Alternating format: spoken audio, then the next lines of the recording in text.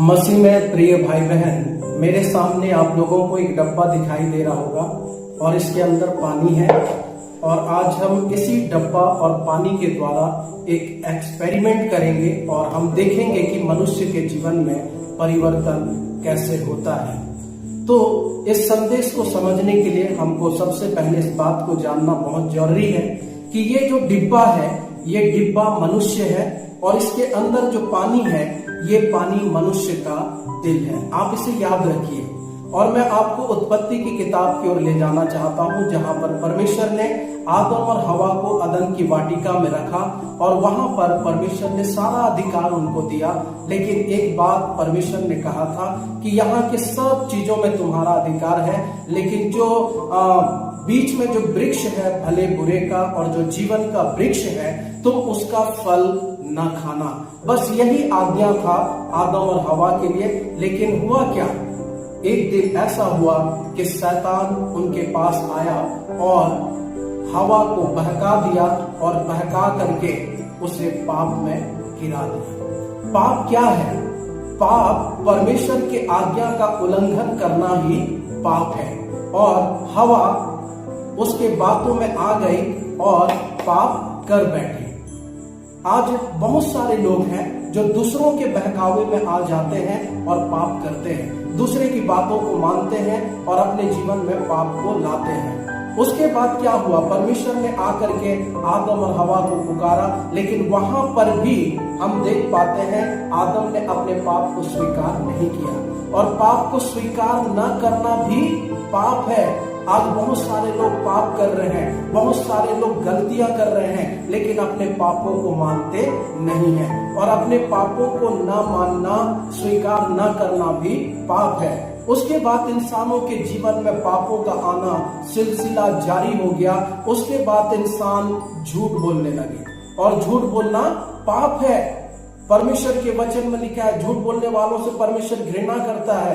हनन्याह सफीरा ने झूठ बोला और वो मर गए। तो झूठ बोलना पाप है। आज जब से मोबाइल आया है, आज हर कोई, बहुत सारे लोगों के जीवन में हम देख रहे हैं कि वो झूठ बोलने में माहिर हो चुके हैं। इसलिए परमेश्वर चाहता है कि मैं और आप झूठ ना बोले, परंतु हम सत्य बोले।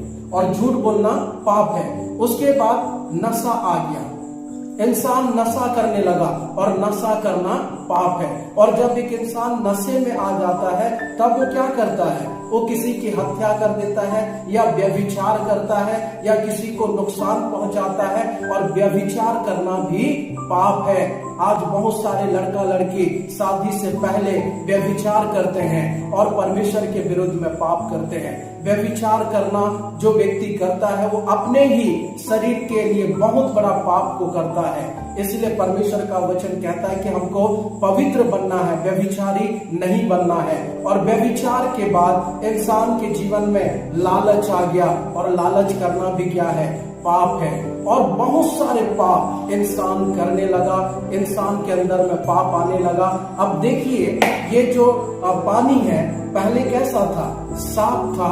लेकिन जब इंसान ने पाप किया, उसके दिल में गंदगी भरने लग गई। ये जो पाप है, झूठ बोलना, व्यभिचार करना, नशा करना, लालच करना, ये सारे पाप इंसान के अंदर में आ गया। और आप बताइए, ये जो अंधकार है, ये जो कालापन है, ये किसका साम्राज्य है?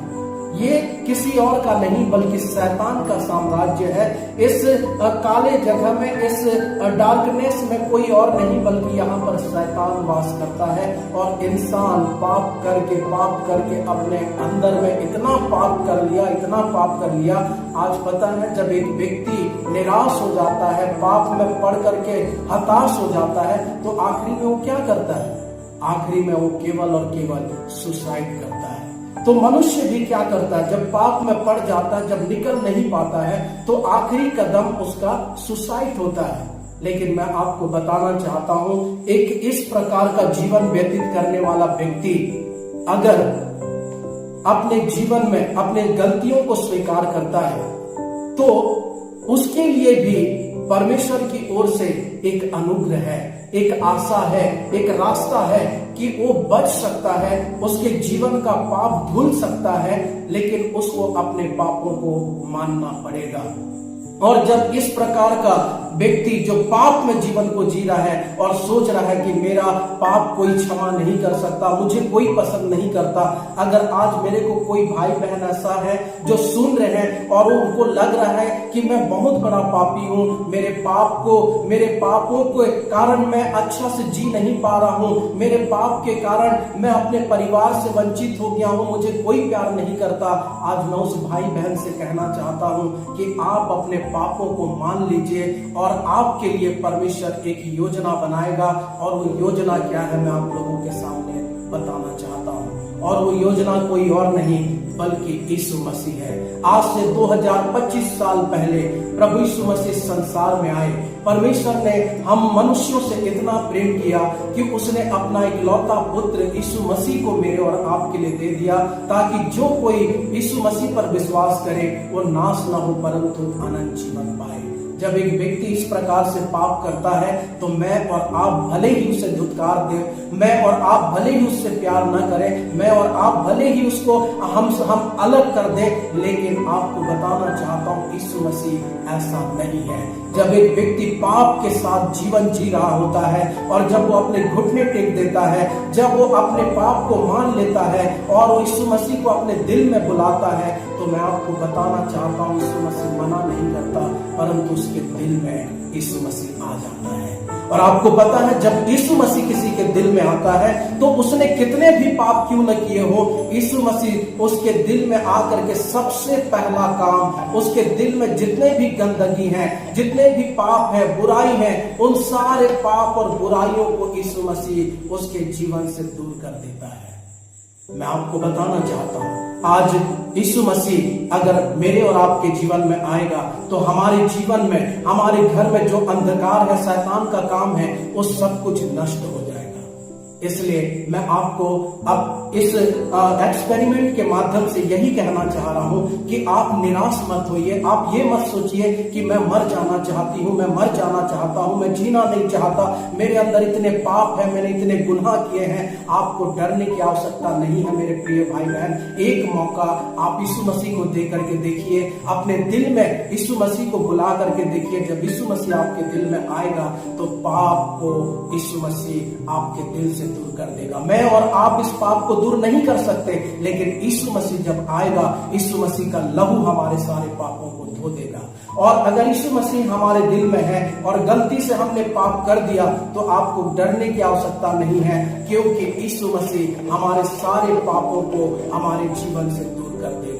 हाँ, हो सकता है गलती से हम कुछ ऐसे गलत काम कर बैठे, गुस्सा कर बैठे, लेकिन हम क्षमा मांगे प्रभु से और कहें कि प्रभु मैंने गलती किया, प्रभु आपकी गलतियों को क्षमा कर देगा।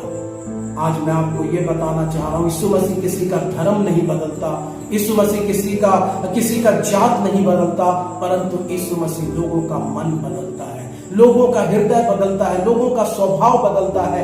ये पाप किसी भी जगह में नहीं धुलेगा, केवल और केवल यीशु मसीह के लहू से ही धुलेगा। इसलिए मेरे प्रिय भाई बहन, अपने जीवन में यीशु मसीह को बुला लीजिए, अपने दिल में यीशु मसीह को बुला लीजिए। आपके सारे निराशाओं को यीशु मसीह आशा में बदल देंगे, आपके सारे दुखों को यीशु मसीह आनंद में बदल देंगे। परमेश्वर इन वचनों के द्वारा हम सबों को आशीष दे। God bless you.